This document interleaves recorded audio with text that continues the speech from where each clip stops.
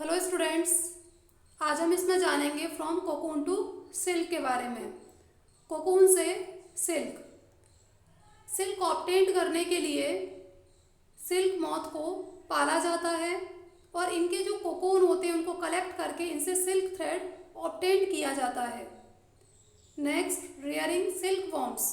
तो जो female silk moth होती है वो एक बार में करीब 100 एग देती है। इसके जो एग होते हैं उनको पेपर स्ट्रिप पर या क्लॉथ की स्ट्रिप पर इनको स्टोर कर लिया जाता है केयरफुली, और फिर इनको जो फार्मर्स होते हैं, जो सिल्क वॉर्म फार्मर्स होते हैं, उनको बेच दिया जाता है। अब ये फार्मर इन एग को हाइजीनिक कंडीशन में रखते हैं और वहाँ पर इन एग को ह्यूमिडिटी और जो भी इनके लिए सुइटेबल टेम्परेचर या कंडीशंस होती हैं, टेम्परेचर और कंडीशंस ये सभी इनको प्रोवाइड कराएंगे। इस सुइटेबल टेम्परेचर में ये जो एग होते हैं ये वार्म हो जाते हैं और वार्म होने से इन एग के अंदर हैचिंग हो जाएगी और लार्वी इनमें बन जाती है। अब ये जो प्रोसेस है मलबेरी ट्री पर लीव्स की फ्रेश क्रॉप आने तक कंप्लीट कर लिया जाता है। ये जो लार्वी है जिसे कैटरपिलर कहा जाता है या सिल्क वॉर्म कहा जाता है, ये दिन रात खाते रहते हैं और अपने साइज को ये बढ़ा लेते हैं। अब ये जो वॉर्म होते हैं, सिल्क वॉर्म जो है, इनको जो क्लीन बैम्बू ट्रे होती हैं उनमें इनको रखा जाता है और वहाँ पर साथ ही साथ चॉप्ड फ्रेश मलबेरी लीव्स भी उसके अंदर रखी जाती हैं। 20 से 25 से 30 दिन तक ये जो कैटरपिलर हैं उसके अंदर रहेंगे। उसके बाद उनको देखा जाता है और कैटरपिलर अब खाना बंद कर देते हैं। जो लीव्स थी उसके अंदर जो चॉप्ड लीफ रखी थी उनको ये खाना बंद कर देते हैं और बैम्बू के अंदर जो टिनी चैम्बर्स होते हैं उनसे निकलकर जो ट्रे होती हैं उनमें आ जाते हैं और वहाँ पर कोकून को स्पिन करते हैं। और उसके बाद ये जो स्मॉल रैक या फिर जो ट्विंग्स होती हैं वो भी वहाँ पर प्रोवाइड कराई जाती हैं। उन ट्रे में उसको भी प्रोवाइड कराया जाता है जिससे ये जो कोकून है ये अटैच हो जाए। अब कैटरपिलर का या जो सिल्क वॉर्म है वो स्पिन करेंगे कोकून को, और कहाँ पर स्पिन करते हैं, जहाँ पर सिल्क मॉथ अंदर की तरफ डेवलप हो रहा होता है वहाँ पर। Next, processing silk. सिल्क की प्रोसेसिंग किस तरीके से होती है, तो जो कोकून का एक बहुत बड़ा ढेर होता है और उससे सिल्क फाइबर को ऑब्टेन करने में यूज़ किया जाता है।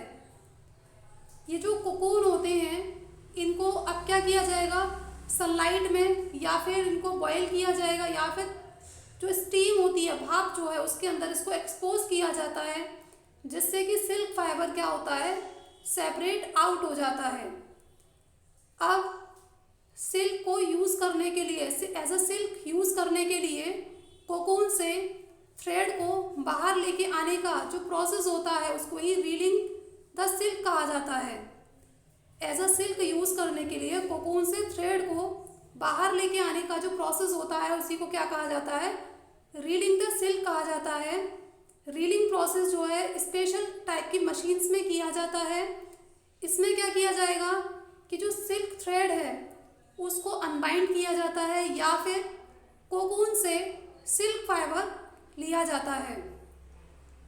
अब जो सिल्क फाइबर है उसको सिल्क थ्रेड में चेंज कर लिया जाता है, स्पन कर लिया जाता है, और जो बुनकर होते हैं उन बुनकरों के थ्रू जो सिल्क है उससे सिल्क का क्लॉथ बना लिया जाता है। ठीक है, तो ये हमने किसके बारे में जाना, फ्रॉम कोकून टू सिल्क के बारे में जाना। Discovery of silk. तो जो सिल्क की डिस्कवरी है वो काफ़ी टाइम तक अननोन रही और एग्जैक्ट टाइम इसका किसी को भी नहीं मालूम है कि इसकी डिस्कवरी कब हुई।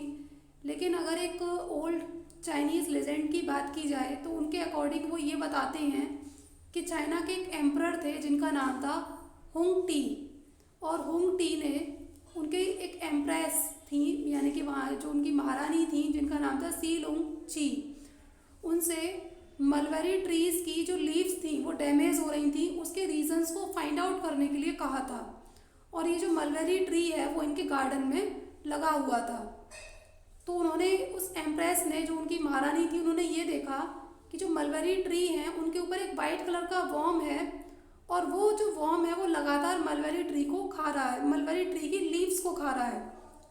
और साथ ही साथ उन्होंने ये भी देखा कि ये जो वर्म था, सिल्क वर्म जो था, वो वर्म क्या कर रहा था कि अपने चारों तरफ एक शाइनी कोकून को स्पिनिंग कर रहा था, शाइनी कोकून की स्पिनिंग वो कर रहा था। और एक्सीडेंटली क्या होता है कि जो कोकून है वो चाय के कप में गिर जाता है, और चाय के कप में गिरते ही क्या होता है कि उस कोकून से जो थ्रेड है वो सेपरेट हो जाता है।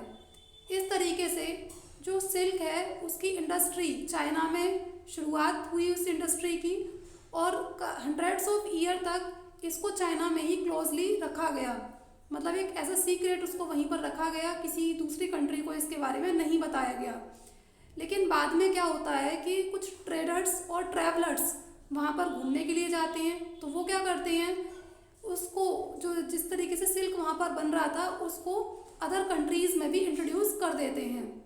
और जिस रूट पर इन ट्रेडर्स और ट्रैवलर्स ने घूमे थे या ट्रैवल किया था उसको सिल्क रूट के नाम से जाना जाता है। तो इस तरीके से सिल्क की डिस्कवरी हुई थी। आज के इस वीडियो लेक्चर को हम यहीं पर स्टॉप करेंगे। आई होप कि आपको समझ में आया होगा। Thank you.